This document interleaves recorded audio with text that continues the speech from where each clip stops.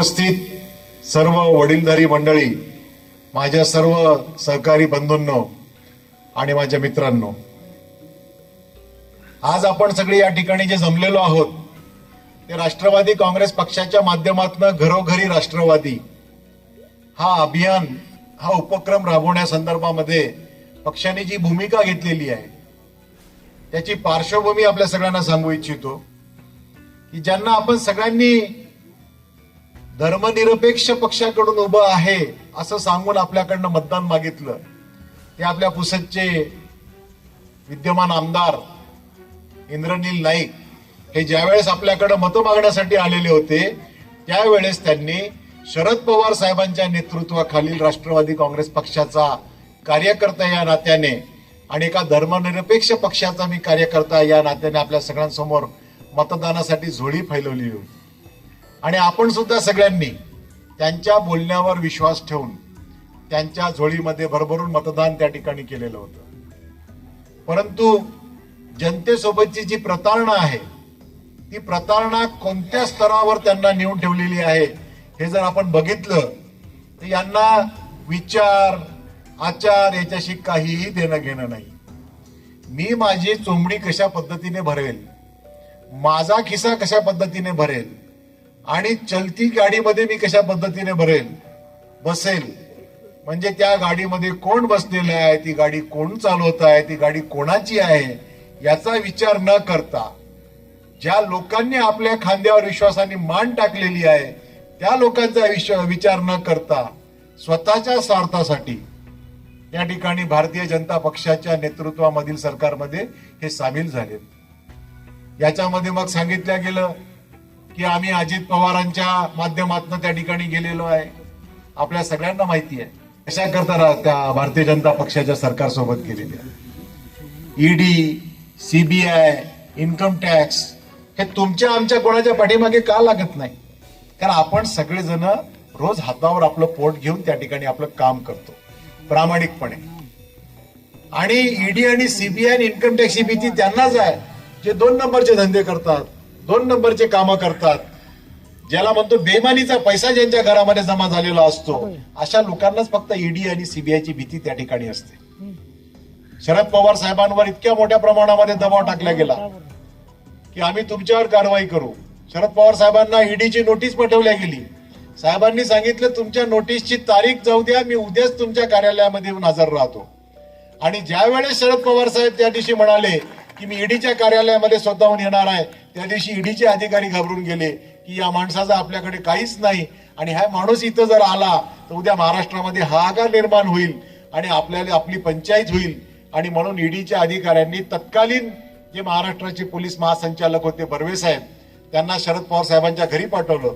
त्यावेळेस मी स्वतः त्या ठिकाणी हजर होतो।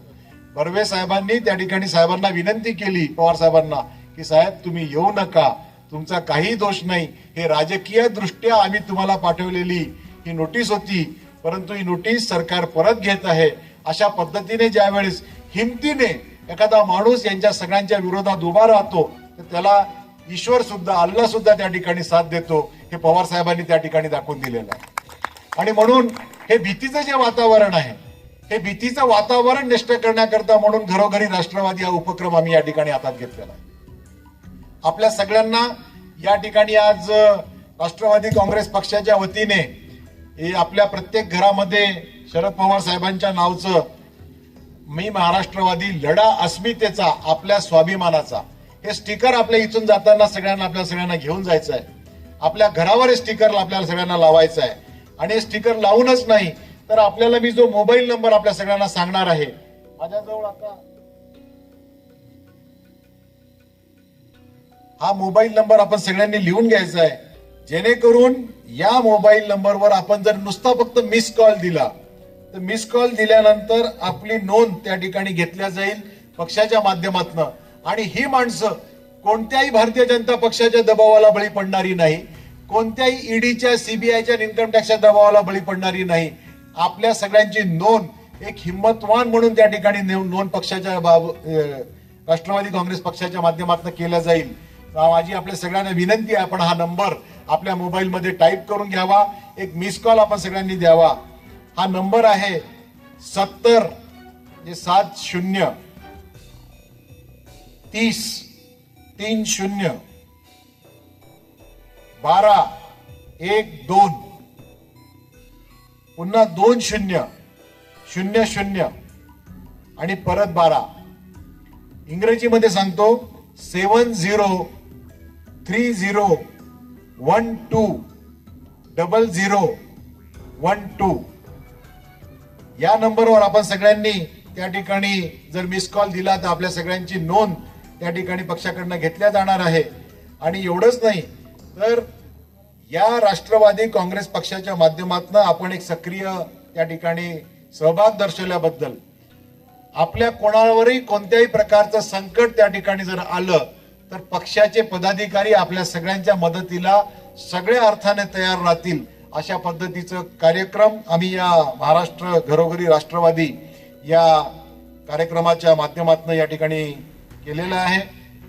याच्याच सोबत आपल्या सगळ्याला मोदी सरकारने केला घात, बस झाली 9 वर्षाची मन की बात या संदर्भातलं नरेंद्र मोदींनी आपल्या सगळ्यांना जे खोटं आश्वासन देऊन मतदान मिळवून खोट्या पद्धतीने भारतातली सत्ता हस्तगत करण्याचा प्रयत्न केलेला आहे, ती कशा पद्धतीने त्याचे पोलखोल करण्याचं काम आपल्या सगळ्यांना या परिपत्रकाच्या पॉम्पलेटच्या माध्यमातून होणार आहे. माझी आपल्या सगळ्यांना विनंती आहे की ज्या वेळेस कोणी भारतीय जनता पक्षाचा कार्यकर्ता आपल्या सगळ्यांना सांगेल की मोदी सरकारने हे केलं, मोदी सरकारने ते केलं, त्यावेळेस त्याला हे कागदोपत्री पुरावा आपण सगळ्यांनी दाखवला पाहिजे की हे तुमचं पाप आमच्याजवळ कागदोपत्री या ठिकाणी आहे. तुम्ही किती लोकांची घरं बर्बाद केली, किती समाजाला त्या ठिकाणी भेटीस धरलेला आहे, याचं जिवंत उदाहरण ढोंगी मोदी सरकार, महिला द्वेषी मोदी सरकार, मोदींमुळे महाराष्ट्राची अधोगती, महागाईने जनता त्रस्त, मूलभूत सुविधांचा अभाव या संदर्भातलं संपूर्णपणे कम्प्लिटली जेवढे काही आपल्याला मुद्दे कव्हर करता येतील सगळे मुद्दे आपण या ठिकाणी केलेले आहेत. याच्या व्यतिरिक्त 25 वर्ष जनसेवेची, महाराष्ट्राच्या विकासाची, शरद पवार साहेबांच्या नेतृत्वामध्ये जो काही आपण राज्याचा विकास केलेला आहे तो विकास त्या ठिकाणी करण्याच्या संदर्भामध्ये काय काय महत्वाची कामं केलेली आहेत त्याचं हे संपूर्णपणे विवरण या ठिकाणी दिलेलं आहे. यासोबत 2024चं कॅलेंडर प्रत्येकाने आपल्या खिशामध्ये ठेवण्यासाठी म्हणून ते कॅलेंडर सुद्धा या ठिकाणी दिलेलं आहे. आपण जर रोज जरी याची उजळणी केली तर कोणी जर आपल्याला विचारलं की महाविकास आघाडी सरकारने काय केलं आणि भारतीय जनता पक्षाच्या सरकारने काय केलं याचं आपल्याला सगळ्यांना तुलना त्या ठिकाणी चांगल्या पद्धतीने दाखवता येईल. आणि ही तुलना आपण जर दाखवल्यानंतर निश्चितपणे ते जे खोटं बोलतात आणि रेटून बोलतात ते 2 पावलं पाठीमागे येतील की नाही यांचा सगळ्यांचा अभ्यास झालेला आहे. आणि यांचा सगळ्यांचा अभ्यास झालेला असल्यामुळे आता आपण यांना खोटं बोलू शकणार नाही.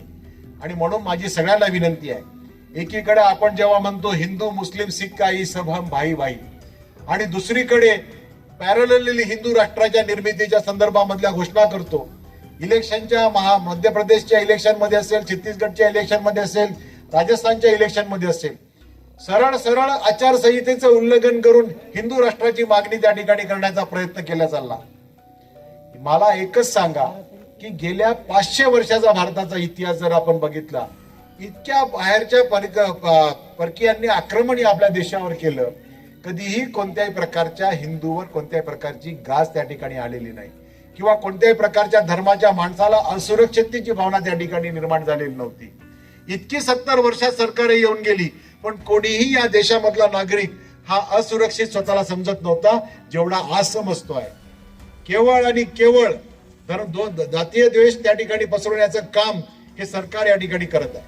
कर्नाटक राज्यामध्ये हिंदू आणि मुस्लिम या समाजामध्ये जातीय द्वेष निर्माण करण्याचा प्रयत्न केला, इलेक्शन मध्ये मत मागण्याचा प्रयत्न केला, पण जनता एवढी हुशार निघाली कर्नाटक राज्यातली, त्या जनतेने यांचा हिंदू मुस्लिमचा प्रयोग त्या ठिकाणी फेल पाडला. आणि म्हणून आता यांनी काय केलेलं आहे तर मराठा समाजाला आरक्षणाच्या संदर्भामध्ये त्या ठिकाणी उद्युक्त केलेला आहे, तिकडे दुसरीकडे ओबीसी समाजाला उद्युक्त केलेला आहे. मराठा आणि ओबीसी असा संघर्ष निर्माण करण्याचा प्रयत्न करून आता महाराष्ट्रामध्ये हिंदू मुस्लिम आपल्याला द्वेष पसरवता येणार नाही. लोक हुशार झालेली आहेत हे जेव्हा कळलं त्यावेळेस वेगवेगळ्या समाजांमध्ये आरक्षणाच्या बाबतीमध्ये त्या ठिकाणी हे घेऊन तिथे लोकांमध्ये गैरसमज निर्माण करून मतं आपल्याला कसे मिळतील या संदर्भामध्ये प्रयत्न हे भारतीय जनता पक्षाच्या नेतृत्वातलं सरकार करत आहे. आणि म्हणून हा प्रयत्न आपल्या सगळ्यांचा आहे. आज आपण इसापूरला जी काही मंडळी या ठिकाणी जमा झालेली आहोत, ती आपल्या परिसरातील सर्व आपल्या नागरिक बंधू आणि भगिनींना आपण सगळ्यांनी समजून सांगितलं पाहिजे की जे गद्दार आहेत, ज्यांनी आपल्यासोबत गद्दारी केलेली आहे, त्या गद्दारांना धडा न शिकवण्याकरता आपण सगळ्यांनी एकजूट झालं पाहिजे.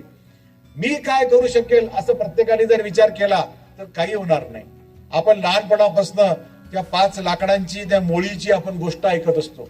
एक लाकूड आपण एक घेतलं आणि ते तोडलं तर ते फार सोप्या पद्धतीने तुटल्या जातं. परंतु या लाकडांची जर मोळी बांधली आणि एखाद्या व्यक्तीला ती तोडायला सांगितली तर ती मोळी तुटत नाही. त्याच्यामुळे संघटित व्हा. डॉक्टर बाबासाहेब आंबेडकरांनी नेहमी सांगितलेलं होतं, शिका, संघर्ष करा आणि संघटित व्हा. आणि म्हणून आपण सगळ्यांनी या ठिकाणी एक लक्षात घेतलं पाहिजे, कितीही धमक्या येऊ द्या, आपण जेव्हा संघटन शक्ती आपली तयार असते त्यावेळेस मोठे मोठे त्या ठिकाणी जी माणसं स्वतःला स्वयंघोषित नेतृत्व म्हणतात ते त्या ठिकाणी कमी पडतं. आणि म्हणून माझी आपल्याला विनंती आहे, आज या स्टेजवर बसलेले हे सगळे जेव्हा छत्रपती शिवरायांसोबत ज्यावेळेस त्या ठिकाणी जेव्हा स्वराज्याचा लढा उभा राहिलेला होता त्यावेळेस सगळे मावळे होते. आणि नंतर त्यांनी आपापल्या कर्तृत्वाने आपापल्या पराक्रमाने एक एक किल्ला त्या ठिकाणी सर केल्यानंतर त्यांचं नाव इतिहासामध्ये अजरामर झालं. तसेच तुम्ही सगळे बसलेले या ठिकाणीचे मावळे आहात. आपण सगळेजण मिळून जर लढा दिला तर निश्चितपणे आपल्याला पुसदमध्ये शरद पवार साहेबांच्या नेतृत्वामधली जी राष्ट्रवादी काँग्रेस पार्टी आहे तिचा झेंडा जो आपण सगळ्यांनी शरद पवार साहेबांकडे पाहून त्या ठिकाणी फडकवलेला होता तो कायम या ठिकाणी आपण फडकवत राहू. आणि निश्चितपणे धर्मांध शक्तींना आपल्या या भागामध्ये कोणत्याही प्रकारचे थारा आपण देणार नाही अशी या कार्यक्रमाच्या निमित्ताने मी आपल्या सगळ्यांना आव्हान करतो. एवढ्या रात्री सुद्धा आपण सगळेजण आपला वेळात वेळ काढून या ठिकाणी आलात त्याबद्दल आपल्या सगळ्यांचं शतशः मनपूर्वक आभार व्यक्त करतो. आपल्या सगळ्यांचं सहकार्य असंच आपल्याला राहू द्यावं अशी विनंती मी आपल्या सगळ्यांना करतो.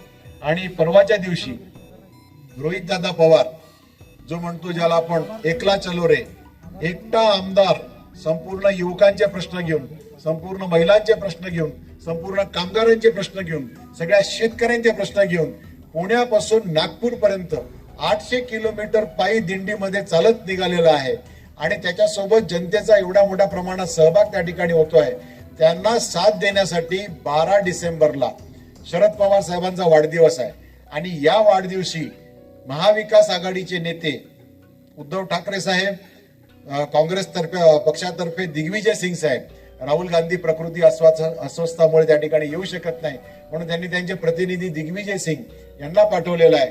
काँग्रेस पार्टी, शरद पवार साहेबांच्या नेतृत्वाखालील राष्ट्रवादी काँग्रेस पार्टी आणि उद्धव ठाकरे साहेबांच्या नेतृत्वाखाली शिवसेना या तिघांच्याही नेत्यांचं त्या ठिकाणी आपल्याला मार्गदर्शन लाभणार आहे. त्याच्यामुळे माझी आपल्याला विनंती आहे की आता आपल्याला फिरोजबाईंनी जे सांगितलं त्यांच्या नेतृत्वामध्ये आपल्या इसापूरमधून जास्तीत जास्त संख्येने आपण सगळ्यांनी त्या ठिकाणी यावं. नागपूरला आपल्या सगळ्यांची वाहनाची व्यवस्था केलेली आहे. आपण सगळेजण तिथे जर आलात तर निश्चितपणे आपल्या पुसद तालुक्याचं चित्र त्या ठिकाणी आपल्याला चांगल्या पद्धतीने मांडता येईल. आणि पुसद तालुक्याच्या संदर्भातला जो काही गैरसमज बाहेर पसरवण्यात आलेला आहे तो गैरसमज त्या ठिकाणी दूर होईल. या ठिकाणी सर्व जाती धर्माचे लोक एकत्र येऊन क्रांती कशी घडू शकतात हे आपल्या सगळ्यांना दाखवून द्यायचं आहे. आणि जेव्हा निवडणुका येतील त्यावेळेस आपण सविस्तर या संदर्भामध्ये बोलणार आहोत. परंतु सध्या घरोघरी राष्ट्रवादी हा कार्यक्रम आपल्या सगळ्यांना राबवायचा आहे. इसापूर मधल्या प्रत्येक घरामध्ये जबरदस्तीने आपल्याला कोणाच्याही घरावर स्टिकर लावायचं नाही. त्या घर मालकाची आपल्याला परमिशन घ्यायची आहे. तुमची परवानगी असेल ते स्टिकर आम्ही तुमच्या घरावर लावू इच्छितो. हे स्टिकर लावत असताना आपण सगळ्यांनी त्याचा त्या घरमालकांची परवानगी घेत असल्याबद्दलचा व्हिडिओ आपल्या मोबाईलमध्ये आपण काढून घेतला, म्हणजे जेणेकरून उद्या कोणी त्यांच्यावर दबाव आणून जर त्यांना सांगायला सांगितले की माझ्या घरावर जबरदस्तीने लावलं तर आपल्याजवळ पुरावा म्हणून तो व्हिडिओ त्या ठिकाणी राहू शकतो. आणि एवढंच नाही तर त्या घरमालकाला ज्याच्या घरासमोर आपण ते स्टिकर लावणार आहोत त्यांना आपला हा जो नंबर आहे हा नंबर आपल्याला द्यायचा आहे. त्यांना तो नंबर डायल करायला सांगायचा आहे, जेणेकरून आपण प्रत्येक घरापर्यंत त्या ठिकाणी पोहोचलो याची खात्री पक्षाला त्या ठिकाणी होणार आहे. आणि पक्षाकडनं फार मोठ्या प्रमाणामध्ये आपल्याला मदत ही मोठ्या प्रमाणामध्ये त्या ठिकाणी होईल. एवढीच आपल्या सगळ्यांना या कार्यक्रमाच्या निमित्ताने सांगू इच्छितो.